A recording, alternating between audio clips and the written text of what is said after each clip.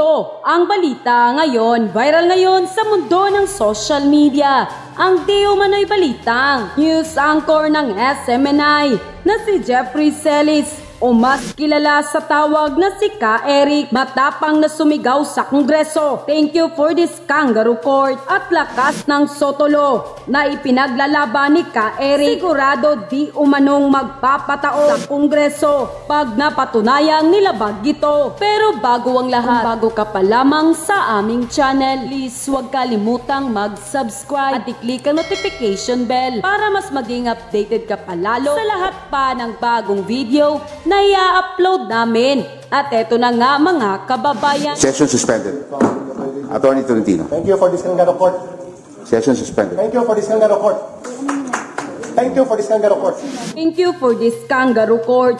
Ito ang sigaw ni Ka Eric sa loob ng session hall sa Kongreso bago ito dinala sa detention room ng Kamara. Tila harap-harapang pag-insulto di umano ito ni Ka Eric sa Kongreso dahil sa kanilang desisyon na i-side in contempt ito sa Kongreso. Pagkatapos ng 3 araw na hearing ng House Legislative Franchise Committee sa prangkisa ng SMNI. Kaya nag-hunger strike naman si Jeffrey Celis o mas kilala sa Ka Eric at si Dr. Loren Badoy upang iprotesta ang kanilang di umano'y illegal na pagkakulong sa Kongreso. Alam naman natin na ikulong si Ka Eric matapos tumanggi itong sabihin sa Kongreso kung sino ang source ng kanyang impormasyon hinggil sa di umano'y 1.8 billion travel fund issue ni House Speaker Martin Romualdez. Kaya tanong ng marami sa ating mga kababayan, tama nga ba ang ginawang hatol sa kanila ng Kongreso? Gayong may sotolo na ipinaglalaban ngayon si Ka Eric para protektahan ang identity ng kanyang source na ayon sa committee, hindi di umano pwede gamitin ni Ka Eric ang sotolo. Ano nga ba ang sotolo o ang RA 11458 na inakda ni dating Senator Vicente Sotto na nagbibigay karapatan sa mga mamamahayag na bigyang proteksyon ng kanilang source o press freedom law? Hindi nga alam ng karamihan, ang broadcast media, whether news or hindi, radio and TV, you're not covered by the press freedom law. This time, we are covering the entire spectrum of news and journalism. Now, we will just be very careful in the issue of social media. Dapat legitimate social media practitioners. Samantala, hindi naman napigilan ng marami sa ating mga kababayan na magbigay ng kanilang hinaing at komento sa mundo ng social media. At ayon pa sa kanila, mahirap kapag ang kongresista ay hindi handa sa pasikot-sikot na mga batas na maaring sumaklaw sa gaganapin nilang hearing kasi nandoon ang possibility na may malabag silang batas at magiging katawa-tawa yun dahil sila ay mga mambabatas. Dapat bago sila magpasikat sa hearing, aralin muna ang maaring consequences o kasusuotan ng gagawin nilang mga mosyon kasi dapat ingatan nilang mayurakan ng dangal ng institusyon na kanilang kinabibilangan. Bakit wala yung House Speaker? Tungkol sa kanya ang issue pero wala siya. Dapat siyang sumasagot sa issue sa kanya, in my opinion, para malinis niyang pangalan niya. Kangaroo court talaga ang Congress. Gumagawa ng batas, parang walang alam sa batas. At isa pa, sila pa ang dapat mag-interpret ng batas. Di ba dapat Supreme Court? Kakapalan ang mukha sa mga Kongreso. Grabe na ang Pilipinas, wala na tayong karapatang magtanong sa mga nakaupo sa gobyerno na dapat sila ang magpaliwanag. Pero baliktad ata, ginigipit nila ang mga nagtatanong. Walang duda, kangaroo court talaga. Siguradong taob ng Kongreso pag napatunayang nilabag nila ang sotolo. Maganda sana sila bago humatol agad dahil lang hindi na ibigay ang kanilang gusto. Mga congressman, sana maging patas at humatol na ngaayon sa nilabag na batas. Hindi yung parang may pinagpapanigan at pinoprotektahan. End quote. I'm just wondering talaga mga lords, ano ba talaga ang ginagawa ng isang House of Representatives? Kasi 'di ba, sa ilang taon na andito ako sa Pilipinas, ngayon lang talaga ako nakakita ng House of Representatives na parang gusto niyang gawin lahat.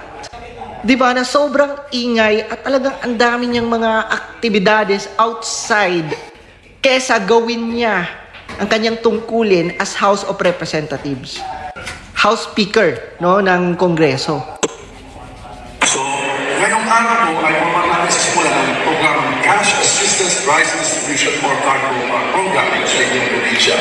Ito ay ang isang bahagi ng ating operasyon at coordination sa House of Representatives at sa Department of Social Welfare DSWD, in DSWD under Secretary Legislature dyan. Yung bagay nito ay may cash component ng 1,000 kada beneficiaryo at ngayong araw magtatawagin tayo for 3,000 beneficiaries at 25 kilos na premium rice. Kita nyo mga lords, di ba? Ang laki ng mukha niya sa tarpaulin. Di ba, hindi naman issue ang tumulong, pero as you see, pati trabaho ng DSWD, siya na yung gumagawa. Eh, napansin nyo ba mga lords, di ba? Pati pangalan niya, di ba? MR. Ang laki ng logo niya, ang laki ng mukha niya. Di ba, imagine nyo, ganun ba tumulong? Ang laki-laki ng mukha mo sa tarpaulin? Ang laki-laki ng logo mo? Para saan ba yan, di ba? Mind conditioning. Para makita yung mukha niya, makita yung logo niya, and pwede naman niyang ipautos sa DSWD, di ba? Pasabi-sabi pa siya, magtrabaho lang daw muna siya, mag-focus daw muna siya sa camera. Pero yan ba yung focus na ginagawa niya? Kaya talaga mga lords, halata mo talaga na may another intention siya, bakit niya ginagawa yung mga ganyan. Kasi kung wala, bakit ang laki-laki ng mukha niya, may patarpulin pa, nakakalat yung pangalan niya sa event, sa venue. Credit grabber din no? Gawain ng DSWD. Ang tanong, ano naman ang remedyo para kay Dr. Badoy at kay Ka-Eric ng SMNI ngayong nakakulong sila sa Kongreso? Ang sabi ni Congressman Pimentel, sila ikukulong hanggang ma-approve ang committee report sa plenaryo. So kung mangyayari po yun, ibig sabihin, magpapasko sila sa kulungan sa Kamara, no? Dahil ang susunod na session po ay sa January 22. Sa December 13 po, mag-a-adjourn na, magbe-break na po ang Kongreso. At ibig sabihin yan, may possibility nga po no, na tatagal ng buwan ang pagkakakulong kay Dr. Badoy at kay Ka-Eric ng SMNI. Sinabi na po natin na paninindigan natin, hindi dapat sila nakulong kasi yung tanong nila, tanong lang naman, wala pong fake news. At miski sabihin na natin nagkaroon ng fake news, hindi po dapat kinukulong ang fake news dahil yan po ay kabahagi ng free marketplace of idea kung saan ang taong bayan maghuhusga kung anong paniniwalaan at ano ang hindi dapat paniwalaan. Sinabi rin natin na bagamat may kapangyarihan ng ang Kamara na mag-cite in contempt at magpakulong ng mga resource persons, kinakailangan ito'y alinsunod sa rules mismo ng Kamara at saka dapat po sumusunod din sa saligang batas, lalong-lalo na yung right to due process. So pag ikaw ba ay nakulong, gaya niyan, anong remedyo nyo?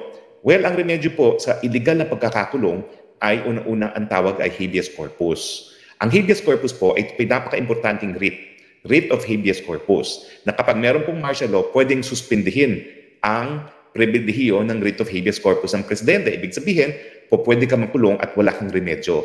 Pero kung illegal ang iyong pagkakakulong, pupunta ka ng hukuman, special civil action ang tawag po dyan, para magpa-issue ng writ of habeas corpus. At ito po ay nag-uutos sa isang taong gobyerno na nagdedetene na isang tao para ipresenta sa harap ng hukuman yung katawan ng taong kinulong at sabihin kung anong legal na basihan ng pagkakakulong.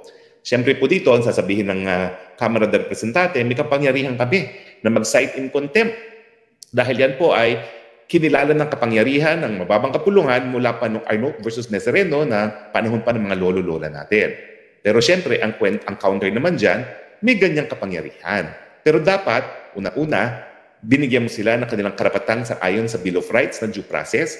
Kung ipapakulong mo sila dahil sila nagsisinungaling, dapat binigyan mo sila ng pagkakataon para sabihin kung bakit hindi dapat sila makulong dahil sila nagsisinungaling. Mantakin nyo itong kay Lorraine Badoy, kaya lang siya kinulong daw sa pagsisinungaling dahil tinanong siya, meron bang advertisement ang inyong programa ng Laban ng Bayan? Sabi niya minsan, wala. Tapos sabi niya parang meron. So dahil lang doon, dahil doon sa issue ng whether or not may advertisement ang Laban ng Bayan, kinulong siya. Ito naman po kay Ka-Eric, ay naku po, mas matindi po at talagang mas malinaw na labag ang kanyang pagkakakulong kasi nga po, meron tayong sotolo na nagsasabi na hindi po pwedeng mamilit sa isang mamamahayag na i-reveal ang kanilang source. Dahil pag nangyari po yan, mawawala ng kumpiyansa ang mga sources sa mga mamamahayag, wala na sisiwalat ng katotohanan para naman lumabas ang baho sa gobyerno. No? Yan po talaga ay kalaban ng demokrasya. Dahil ang demokrasya, ang pundasyon po niyan ay yung malayang pananalita. So, ang sasabihin ng Kamara ay nako, hindi applicable ang Shield Law kasi ang sabi ng batas dapat accredited journalist. Alam niyo po, yung accredited journalist na yan, ang ibig sabihin yan, dapat yan, talagang meron siyang trabaho na mamamahayag.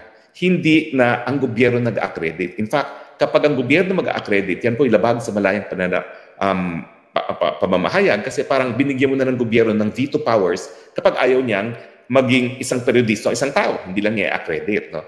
Pero ang ginamit na salita sa SOTO word ay accredited journalist. Ibig sabihin, bona fide. Ibig sabihin, talagang siya ay mamamahayag. At sino bang mamamahayag? May dalawang definition po yan. No? Ang kaparehong definition ay isang tao na nagbibigay ng impormasyon on a regular basis sa lipunan, whether or not may sweldo. Pero meron naman pong sweldo talaga si Ka-Eric at si Ka-Badoy. So malinaw po na nagbibigay sila ng impormasyon at yan ang hanap buhay nila. Sila ay mamamahayag. Hindi ko maintindihan ba't yung isang taga-UP sinasabi hindi sila mamamahayag. Ewan ko sa kanya. Siya pa naman ay profesor ng MASCOM na dapat pinaninitigan ng karapatan. Pero pag hindi kaliwa, walang karapatan at ang gusto niya, kaliwa lang may karapatan. Pwede ba yun? Ang karapatan ay para sa lahat, kaliwa or hindi. So anyway, yan po ang remedyo. No? Pero bukod po sa habeas corpus, kasi po pwedeng sabihin ng Kamara na, kita mo, may kapangyarihan naman pala sila mag-cite in contempt. So hindi ka po pwede mag-habeas corpus. Meron din tayong remedyo na certiorari. Ang certiorari, kapag nagkaroon ng grave abuse of discretion amounting to lack of or in excess of jurisdiction. Ibig sabihin, pag umabuso sa kapangyarihan na nagre-resulta sa kawalan ng jurisdiction. At ang sasabihin nga nila Doc Badoy at saka ni Ka-Eric na yung pagpapakulong sa kanila na walang due process at saka yung pagpapakulong sa kanila dahil ayaw nilang i-reveal ang sources ay pag-abuso sa kapangyarihan ng Kamara. May nagtanong kung maging matagumpay si Doc Eric at saka si Doc Badoy pala at si Eric na mapatunayan na nagkaroon ng pagkalabis sa kapangyarihan ang Kamara de Representante, pwede ba sila magdemanda sa danyos? Well, alam niyo po, nakasulat talaga na merong absolute privilege ang mga miyembro ng mga kongreso sa kanilang mga tungkulin. Kasi kung sila ipapaparusahan sa kanilang mga diskusyon, baka mamaya mawala ang debate sa kongreso, yan talaga ang trabaho ng kongreso, magdebate ng issue. Pero kung sila mismo ang susupil ng karapan, wala na bang remedyo? Walang naisip ko pong remedyo, yung tinatawag na abuse of right. Ibig sabihin, yan po yung nasa civil code na kung sino nga abuso sa karapatan ay dapat magbayad ng danyos perwisyo. No? Tingin ko, pwedeng gamitin yan sa mga mambabatas, miski merong absolute privilege. Bakit? Kasi alam naman natin na meron talaga silang karapatan na mag-imbestiga at magpakulong. Pero pag ito naman po ay ginamit sa pamamaraan na umaabuso nga sa kapangyarihan dahil gusto nilang supilin ang kalayaan ng malayang pamamahayag at dahil gusto nilang parusahan yung mga nagsasalita laban lamang kay Speaker, sa tingin ko, pwede naman po silang ma-demanda for abuse of right na nagawa po namin nung dinimanda namin si First Gentleman Mike Arroyo na nagsampa ng sangkatutak na libel cases laban sa mga mamamahayag. At doon po sinabi ng Korte Suprema, pwede nga mag-demanda for abuse of right, maski legal ang ginawa ng isang tao. So maski legal po ang ginawa ng Kongreso, kung mayroong pagmamalabis, ang tingin ko po, pwede dahil no one naman is entitled to absolute immunity.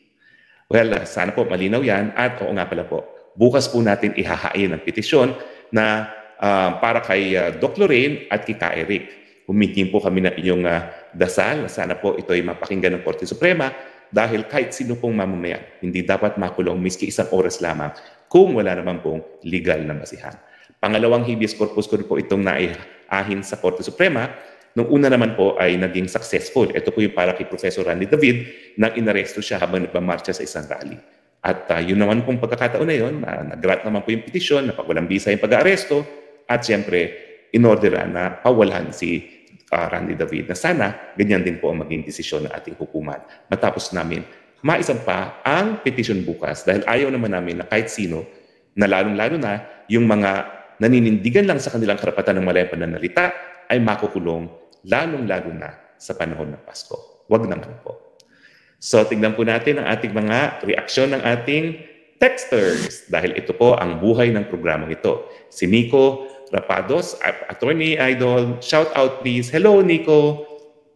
Okay? Kupi-kupi. Hi, Attorney Harry, so much injustice happening to our country. Kaya nga po dapat manindigan. Pag merong hindi makatarungan, magsampa ng remedyo. Pumunta sa hukuman. Dahil ang hukuman naman po, itataguyod nila ang supremacy ng ating saligang batas, ng ating mga karapatan. Secretly 0077, martial law, hina po, Attorney Harry. Oo nga po, para talagang undeclared martial law. At least si Presidente Marcos Sr. nagdeklara ng martial law. Ito, walang martial law, pero kulong kaagad pag namula sa speaker. Si Nico Rapadas, masyado kasi maselan si Tambaluslos at dumadami ang sumisipsip sa kanya. Kala mo naman, mananalong Pangulo, si Tanga, ha. Sarang maging Pangulo, mamamatay at mabubuang sila sa labis na inggit. Ha. Ubos mamamatay sa konsumisyon ang mga Tambaluslos. Ha. Nakakatuwa ang comment mo. Mara Dizon, hindi katanggap-tanggap yung ginawa nila kina Dr. Lorraine at ka Eric. We will remember this. Si Tambaluslos lang may kagagawa niya. Okay? Mylene Ramos, Fox na side ng SMNI, ano ginagawa para matulungan mga anchor nila? Yun nga po, ako naman po ay magsasampa ng petisyon. At ako po ay taga-SMNI din. Okay? So, Marlene Silvestre, hello Spox Harry, alam ko na hindi niyo sila pababayaan. God bless you Spox and SMNI. Well, nawalan lang po tayo ng weekend, pero maliit na bagay po yan, compare naman dun sa sakripisya ng dalawa na nagpakulong. Joel Contreras, Attorney Roque, pakikamusta nila ako kay Tatay Digong. Okay, kakamusta ko po kayo kay Tatay Digong. Joanne Green, nalinlang tayo sa unit team.